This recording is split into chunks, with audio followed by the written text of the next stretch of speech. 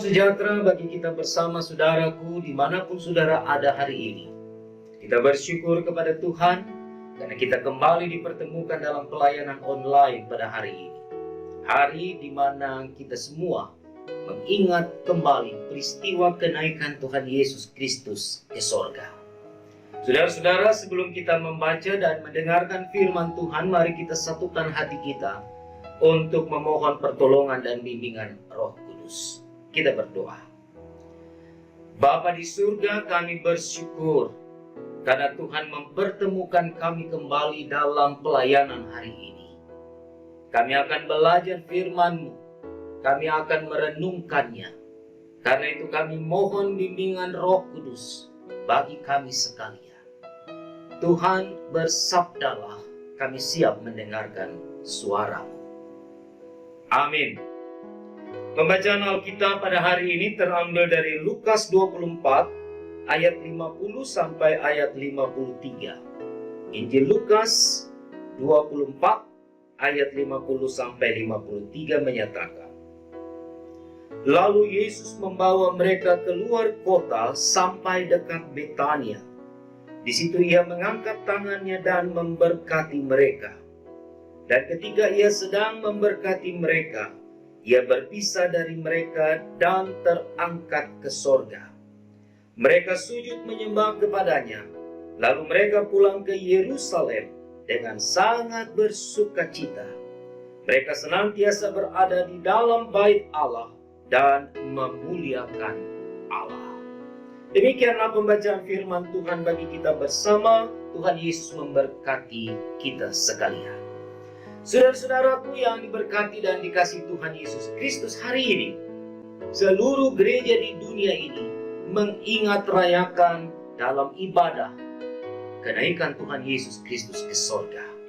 Mungkin suasana peribadahannya berbeda dari tahun-tahun sebelumnya, karena kita berada di rumah kita masing-masing dan kita berefleksi bersama-sama dengan keluarga kita di tengah persekutuan hari ini.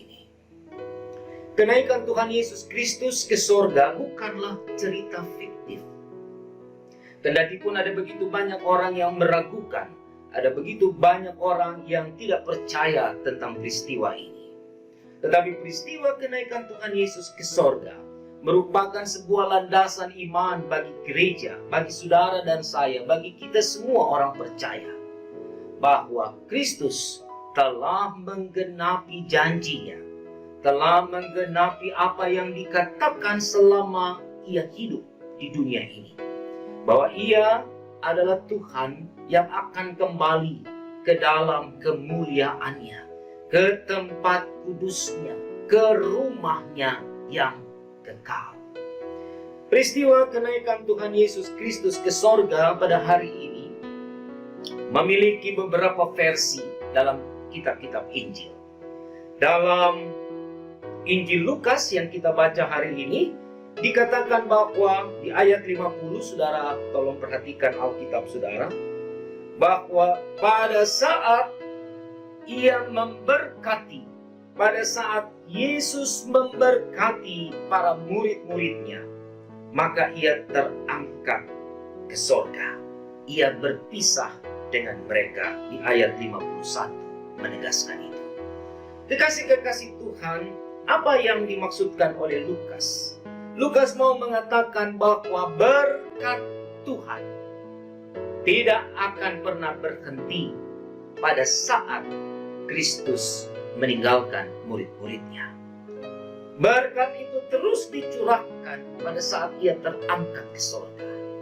Artinya bahwa Tuhan Yesus, sebagaimana yang dinyatakan dalam Injil Matius, sebelum ia terangkat ke sorga dan berpisah dengan murid-muridnya, Tuhan Yesus katakan bahwa kepadaku diberi kuasa di bumi dan di sorga.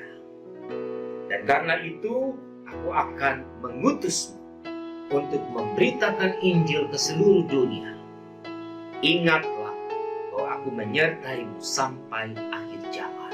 Apa yang dikatakan oleh Injil Matius digenapi oleh Injil Lukas, bahwa berkat Tuhan itu terus mengalir dari sorga, terus tercurah kepada umat, kepada murid-murid, kepada saudara dan saya, kepada kita sebagai gereja di dalam proses ini. Yang kedua, kekasih-kekasih Tuhan, peristiwa kenaikan Tuhan Yesus Kristus ke sorga menyatakan kepada kita bahwa sorga itu ada. Sorga itu bukan sesuatu yang abstrak atau sesuatu yang tidak jelas. Ketika Yesus naik ke sorga, Yesus mau menyatakan kepada kita semua bahwa apa yang Ia katakan, apa yang Kristus nyatakan dalam seluruh pengajarannya tentang sorga dan neraka, itu ada. Karena itu ketika Tuhan naik ke atas, ke sorganya, maka peristiwa ini mau mengatakan bahwa sorga itu ada. Bukan sesuatu yang mustahil, bukan sesuatu yang tidak nyata. Ketiga, peristiwa kenaikan Tuhan Yesus Kristus mau menyatakan juga bagi kita bahwa Kristus akan memerintah dari sorganya. Ialah yang akan mengatur, ialah yang akan membimbing, ialah yang akan menata, ialah yang akan merancangkan seluruh proses dalam hidup manusia dan dunia ini dari sorganya. Karena itulah, maka saudara dan saya dalam menjalani proses kehidupan ini juga meyakini. Di dalam doa-doa kita selalu menyapa Tuhan, Bapa di sorga, dan sebagainya. Ini mau menyatakan dalam refleksi iman kita bahwa kita mengaminkan konsep sorga itu ada. Karena Kristus sudah menyatakannya dalam peristiwa yang hari ini seluruh kita umat percaya mengingat kembali peristiwa itu.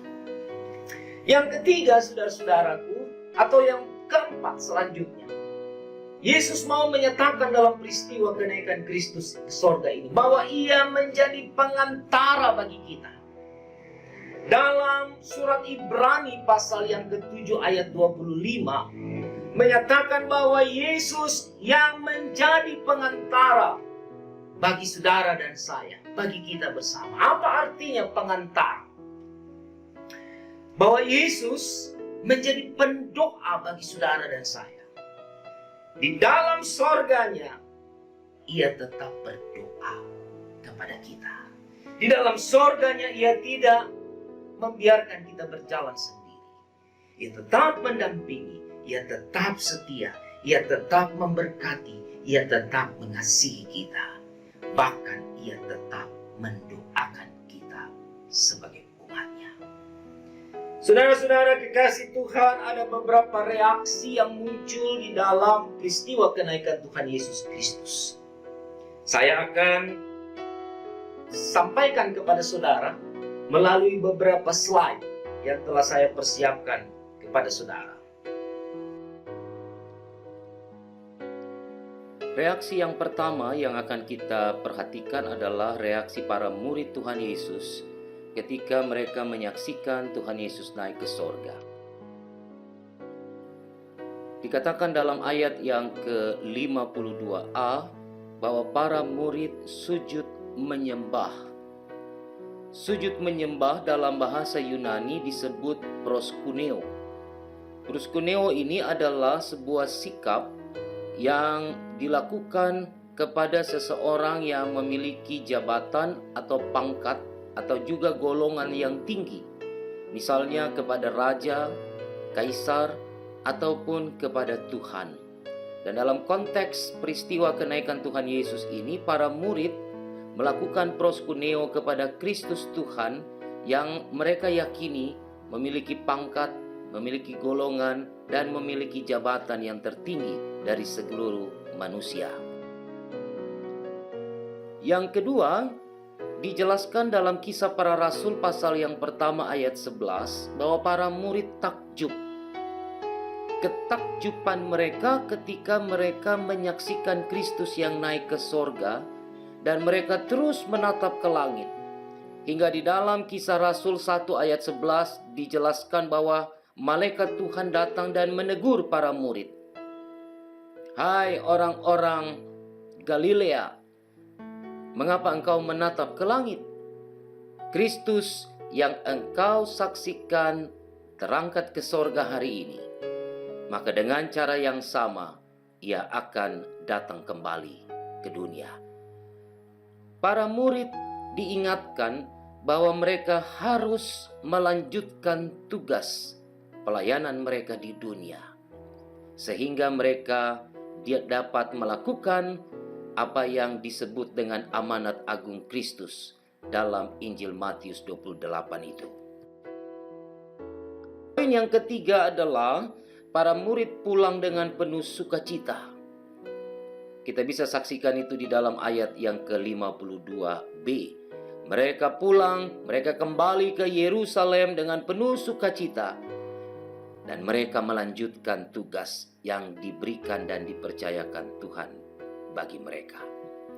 Namun di balik reaksi ini, saudara, ada beberapa pikiran yang ada di dalam diri para murid yang juga akan kita saksikan dan kita perhatikan di dalam slide ini.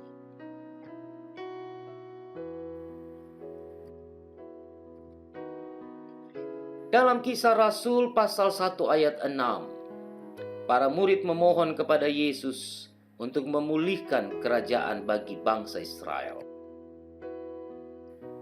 Mengapa pertanyaan ini muncul dalam pikiran para murid? Kekasih-kekasih Tuhan, paling tidak ada dua alasan kenapa para murid berpikir dan mempertanyakan atau mengajukan sebuah permohonan kepada Kristus sebelum ia terangkat ke sorga. Yang pertama, para murid meyakini bahwa Yesus adalah Tuhan yang telah mereka saksikan kematiannya dan juga kebangkitannya. Dipastikan bahwa para murid tidak lagi meragukan siapa Yesus bagi mereka. Karena itulah, maka kita akan tiba di alasan yang kedua, bahwa pikiran manusiawi para murid itu lebih dominan, lebih dikedepankan untuk mewujudkan kepentingan dan keinginan mereka selaku bangsa, membangun kerajaan Israel seperti yang dinubuatkan di dalam Perjanjian Lama tentang hadirnya Mesias yang akan menjadi raja bagi Israel. Para murid nampaknya tidak memahami misi kedatangan Kristus ke dalam dunia ini bukan untuk membangun kerajaan, tetapi untuk menebus dan menyelamatkan manusia dan dunia ini. Kekasih-kekasih Tuhan, kita masuk di dalam sebuah refleksi dari pikiran para murid tadi. Bukankah dalam kehidupan kita sebagai gereja, sebagai umat, kita juga masih sering berpikir dan bertindak dengan konsep manusiawi dalam beriman kepada Kristus? Bukankah saudara dan saya juga masih mengedepankan kepentingan kita di balik kepentingan orang lain dan kepentingan Tuhan? Kekasih-kekasih Tuhan, kita masuk di dalam reaksi yang kedua, yaitu reaksi Kristus terhadap para muridnya. Yang pertama, Tuhan Yesus menegaskan kepada para murid bahwa para murid atau manusia tidak akan pernah memahami rancangan dan rencana Allah di dalam kehendaknya. Kisah Para Rasul pasal 1 ayat 7 menyatakan bahwa ketika mereka meminta Yesus untuk membangun kerajaan Israel, Kristus nyatakan bahwa kamu tidak pernah tahu apa yang dirancangkan oleh Allah, oleh Bapa, oleh Tuhan bagi dunia ini. Yang kedua, Tuhan akan memberkati para murid di dunia ini, serta memberikan roh-Nya yang memampukan para murid dan juga seluruh manusia untuk melanjutkan amanat agungnya. Dan yang terakhir, Tuhan menyiapkan tempat terbaik bagi orang-orang yang hidup dalam kehendak dan di dalam kepercayaan kepadanya. Nah, saudara, setelah saudara melihat beberapa slide, paling tidak menyinggung dua reaksi yang terjadi dalam peristiwa kenaikan. Reaksi para murid dan reaksi Tuhan Yesus Kristus tentang apa yang dipikirkan oleh para murid. Di akhir renungan ini saya akan mengajak saudara untuk melihat apa reaksi gereja, reaksi kita sebagai orang percaya di dalam peristiwa kenaikan Tuhan Yesus Kristus. Sebuah fakta dan sebuah kejujuran harus diungkap bahwa gereja Tuhan seringkali mengabaikan, seringkali tidak peduli, seringkali tidak menganggap bahwa peristiwa kenaikan Tuhan Yesus Kristus ini adalah sebuah peristiwa yang merupakan landasan iman yang kuat bagi gereja. Kita menganggap peristiwa kenaikan Tuhan Yesus seperti peristiwa yang tidak khusus, tidak punya keistimewaan dibandingkan dengan peristiwa Natal, Paskah, hari ulang tahun gereja, hari ulang tahun pelkat-pelkat dan sebagainya. Kita lupa kekasih-kekasih Tuhan bahwa lewat peristiwa kenaikan Tuhan Yesus Kristus ke sorga, kita diberikan pengharapan iman yang pasti. Mengapa? Karena firman Tuhan mengatakan dalam Injil Yohanes bahwa di dalam rumah Bapa-Ku ada begitu banyak tempat yang akan kusiapkan bagimu. Yesus naik ke sorga yang peringatannya hari ini kita rayakan dalam ibadah ini. Ia pergi menyiapkan tempat bagi saudara dan saya.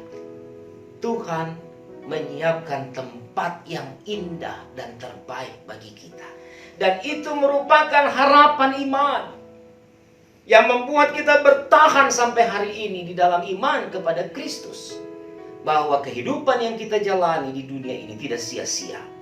Karena bukan tujuannya, Paulus menegaskan, tempat kediamanmu bukan di dunia. Di dunia akan dibongkar. Tempat kediamanmu ada di sorga mulia. Saudara-saudara, karena itulah sebagai gereja kita harus bereaksi dengan tepat dalam iman kita. Gereja harus benar-benar meletakkan landasan yang pasti bahwa Yesus yang naik ke sorga, Ia menyiapkan tempat terbaik bagi kita. Dan karena itu kehidupan yang kita bangun adalah kehidupan yang harus dilandaskan pada kehendak dan keinginan Tuhan Allah. Orang bertanya, kapan Tuhan akan datang? Kapan Ia datang kembali untuk menyatakan firman-Nya yang adalah Alfa dan Omega itu? Kapan Kristus akan menghadirkan hari Tuhan itu? Kapan Kristus akan datang menjadi hakim? Saudara, itu bukan urusan kita. Sebagaimana di dalam Kisah Para Rasul pasal 1 ayat 11, ketika para murid bertanya, Tuhan, kapan Engkau akan membangun kerajaan bagi Israel? Yesus menjawab, kamu tidak pernah tahu. Dan itu memang bukan urusanmu. Kita juga tidak perlu tahu kapan Tuhan kembali. Tapi yang pasti kapanpun Tuhan datang, kita siap. Kapanpun Tuhan akan hadir kembali dalam kemuliaannya, kita sudah siap menjalani proses itu. Kekasih-kekasih Tuhan yang diberkati, marilah sebagai gereja kita meletakkan dasar iman kita dengan baik, bahwa di dalam dan melewat peristiwa kenaikan Tuhan Yesus Kristus hari ini, kita semua diberikan semangat, diberikan motivasi untuk melanjutkan proses kehidupan ini dengan melaksanakan amanat agung Kristus. Matius 28 menjelaskan itu. Ada amanat yang ditugaskan, pergilah, jadikanlah semua bangsa muridku. Kita diberi kuasa untuk apa?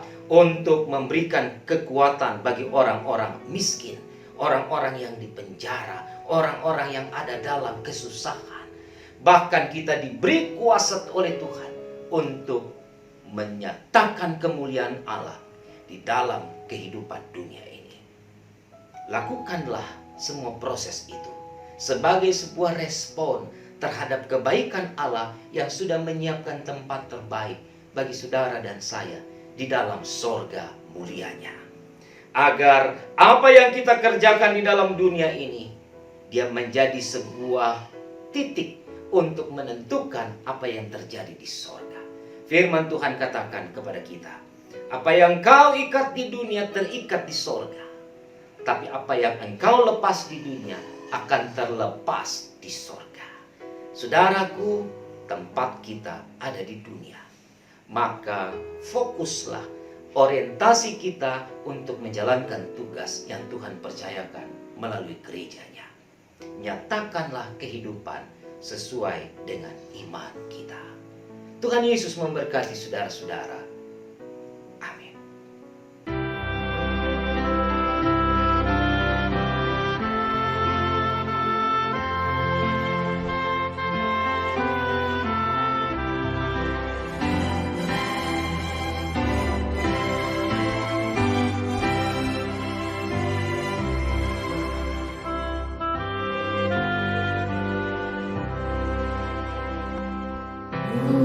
Tuhanku